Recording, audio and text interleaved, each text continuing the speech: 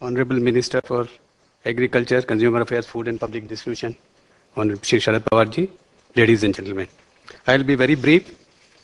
I'll touch upon only 2 or 3 things. First thing is we have been very successful by using MSP mechanism as far as wheat and rice are concerned. Last 6 years, government has increased MSP for all the commodities, including wheat and rice. But these 2 commodities, we have been very, very successful.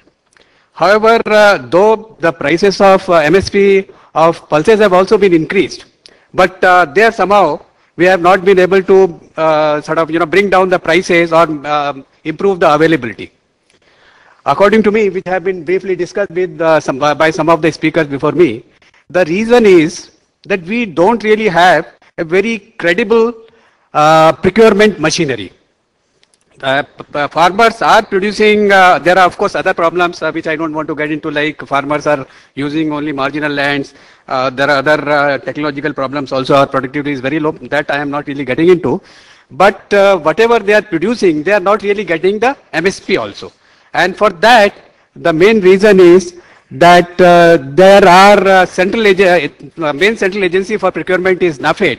They are not really geared up to that extent. FCI, of course, is their hands are very full. They cannot really handle even, finding it difficult to handle even the procurement of rice and wheat.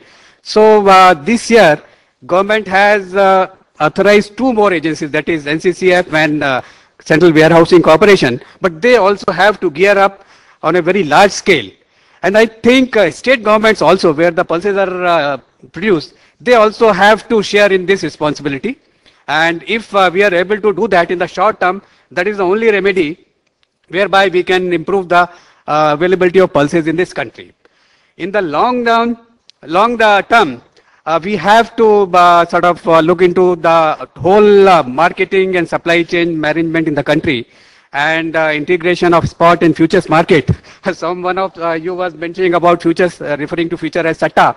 It is not really that. I mean, I'm really surprised that if international traders are talking in terms of futures market as SATA, then there is really something really missing somewhere.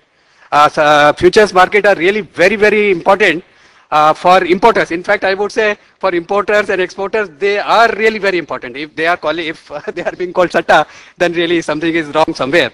So we have to improve, going for integration of our spot and futures market. We have to create a lot of infrastructure so that the cost of intermediation can be reduced. Because once I have mentioned somewhere that as a consumer, if I am paying 100 rupees for dal, for say tur dal, and if the farmer is getting only 20 rupees, that I also feel cheated. Farmers definitely is feeling cheated.